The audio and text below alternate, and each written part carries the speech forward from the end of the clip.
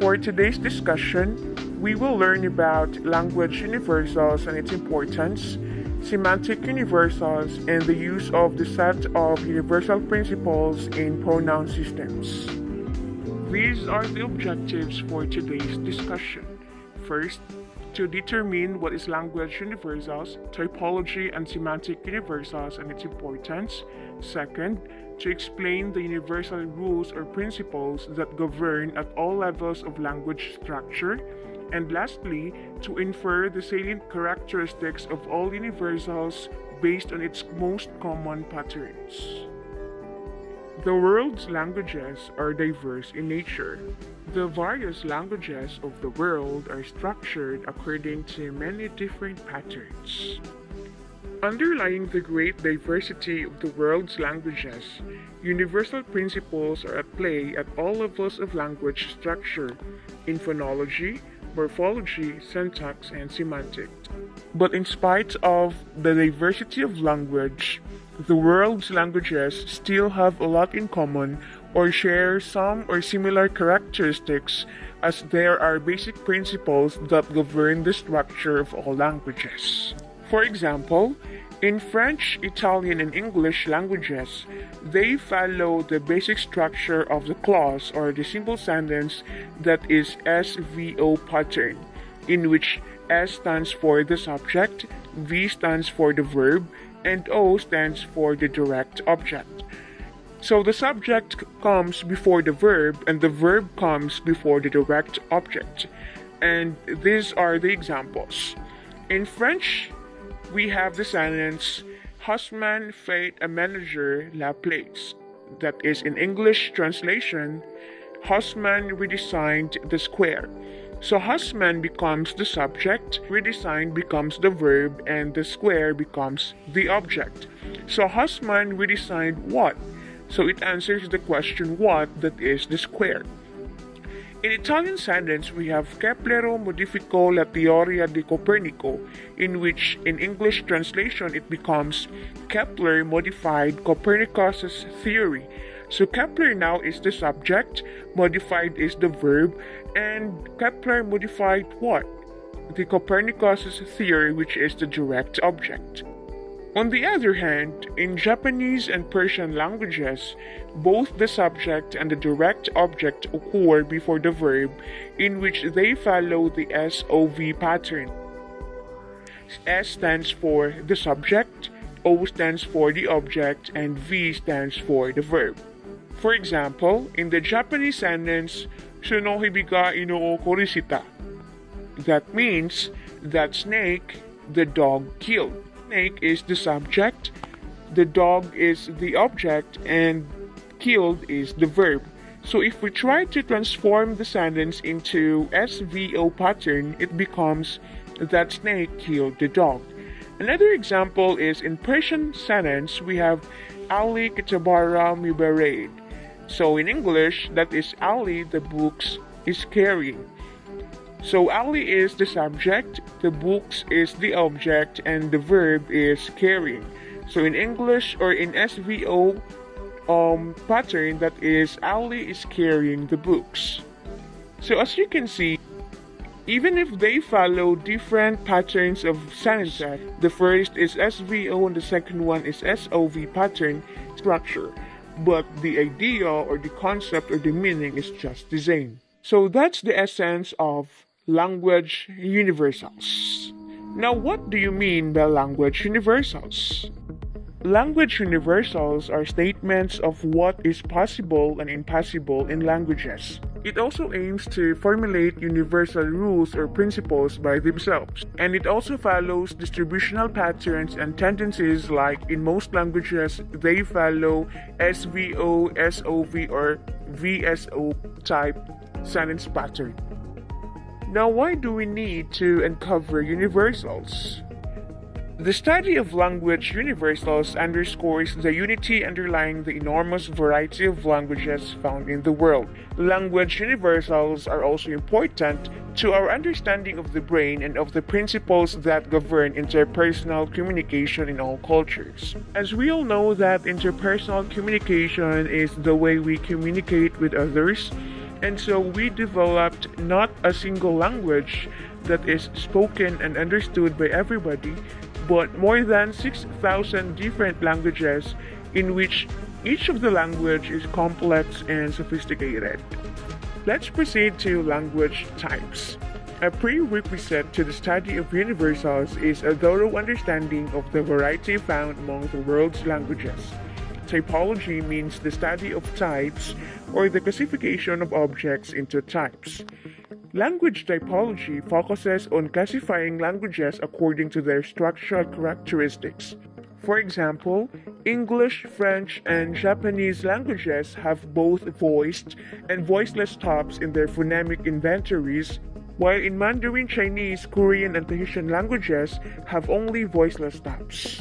Furthermore, language types are independent of language families in principle, but members of the same family often do share certain typological characteristics as a result of their common heritage. For example, English, Japanese, and Tahitian languages are not related languages, yet they fall into the same language type with respect to the presence or absence of nasal vowels. On the other hand, French and English are related but fall into different types. Semantic universals is governed with the composition of the vocabulary of all languages, is knowing how greatly the vocabularies of two languages can differ from each other. For example, the English word privacy does not have a simple equivalent in French, but it doesn't mean that the French lack the notion of privacy. Similarly, English lacks an equivalent for the Hawaiian word aloha, which can be roughly translated as love, compassion, pity, hospitality, or friendliness, and also used as a general greeting and farewell. So this is how these cross-linguistic differences occur on the two languages, but there are some fundamental areas of the vocabulary of every language in which they are subject to universal rules. These areas include color terms, body part terms, animal names, and verbs of sensory perception. Semantic universals deal with the less marked members of semantic fields, which are called basic terms in this context. They are called basic terms for they are morphologically simple, less specialized in meaning and other terms, and they are not recently borrowed from another language. Let us consider the following terms, which all refer to shades of blue like turquoise, royal blue, and blue. Which of the following is considered to be a more basic color term than the others? The term turquoise derives from the name of a precious stone of the same color, while royal blue refers to a shade of blue. The word blue is thus more basic than each of the other words, although for different reasons. Unlike turquoise, blue refers primarily to a color, not an object.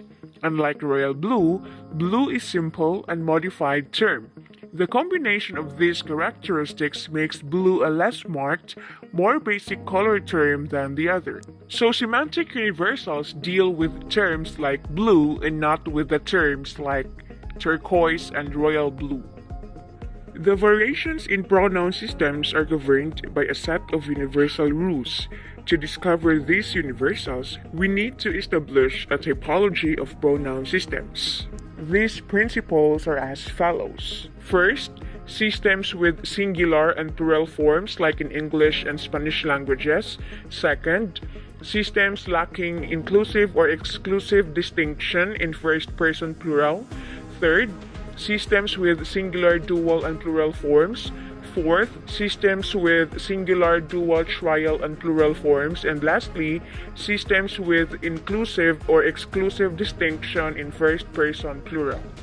Let us first dig deeper on the first two types of pronoun systems in the world's languages. The first chart presents systems with singular and plural forms, and the latter one presents systems lacking inclusive or exclusive distinction in first-person plural. On the first chart, columns represent number. The first column is singular and the second column is plural. The rows list person, in which it contains first row as first-person pronouns, second row as second first-person pronouns and the latter one shows third-person pronouns. So in English pronouns, the first-person singular I in plural form becomes we, second-person singular you in plural form is the same, which is you, third-person singular he, she, and it becomes plural form they. And the standard American English uses the same form for both the singular and plural second-person pronoun you. And as we all know, this English pronoun system is widely used in our country, especially in discussing pronouns. On the other hand, spoken Castilian Spanish displays different pattern if we compare it to English pronouns, since it has separate forms for the singular and plural in each person. In English pronouns, there is only one plural form regardless of the gender of the certain words. But here in Castilian Spanish pronouns, there are two plural forms of the words as to masculine and feminine pronouns. In the example here, the first person singular you, if we are going to transform that in plural form, it becomes nosotros in masculine plural form and nosotras in feminine plural form. The second person singular tú in masculine plural forms, that is vosotros and vosotras in feminine plural forms. While the third person singular ella becomes ellos in masculine plural form and ellas in feminine plural form. The third type of pronoun system in the world's languages is systems with singular, dual, and plural forms like in Sanskrit pronouns. Speakers of ancient Sanskrit made a distinction between two people and more than two people. The form of two people is called the dual, meaning two, and the form for more than two is called plural. In the chart, singular first person aham in dual form becomes avam and in plural form becomes vayam. Second person singular vam in dual form, that is ovam, and in plural form, that is yayam. However, as you can see in the chart, there are three words that represent third person singular, which are sas, tat, and sa. Sas represents third person masculine, tat as feminine, and sa as neuter. So the dual form of masculine sas is tau, its plural form is te, while the singular form tat, its dual form is te, and the plural form is tani. On the other hand, singular sa in dual form is te and in plural form is tas. So there is what we call distinction in terms of gender on the third person singular pronouns sas, tat, and sa. The fourth pronoun system is systems with singular, dual, trial, and plural forms, like in Fijian pronouns. Fijian language has one of the largest pronoun systems of any language. It has a singular form for each pronoun, a dual form for two people, a separate trial form that refers to about three people, and a plural form that refers to more than three people. In addition, in the first person dual, trial, and plural, Fijian, like Tok Pisin, which we will discuss later on, has also separate inclusive and exclusive forms. In Fijian pronouns, the first person exclusive singular au in dual is kirau, in trial becomes k2, and in plural form it's kemami. Please bear with me with the pronunciation of the words because I'm not sure of it. While in first person inclusive singular au becomes kidaru, trial form is kidatu, and in plural form it's keda. While second person singular iko, that is in dual form, becomes kimadro, in trial form becomes kimudo, and in plural form becomes kimoni. While the third person singular koya, in dual form that is rao, in trial form that is iratu, and in plural that is ira.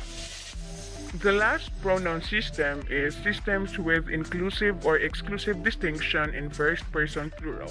Tok-Pisin pronouns have separate inclusive and exclusive first person pronouns. When you say first person exclusive pronoun, it is a single pronoun refers simultaneously to the speaker and the addressee and sometimes other people. While first person exclusive pronouns are separate pronouns to refer to the speaker along with other people but excluding the addressee. In other words, first-person inclusive pronoun involves the speaker and the addressee, while the first-person exclusive pronoun, it only refers to the speaker and does not include with the addressee. For example, the first-person exclusive singular me, which is in English that is me with spelling M and E, in plural form becomes me pela, meaning fellow. While in first-person inclusive singular pronoun me, the plural form for that is you me, that becomes, or in English form, that is you and me. Second person singular you, in English term that is you, spells as you, in plural form that is you pela. And the third person singular m, in English term that is him, the plural form for that is all, in English term is all, spells as all.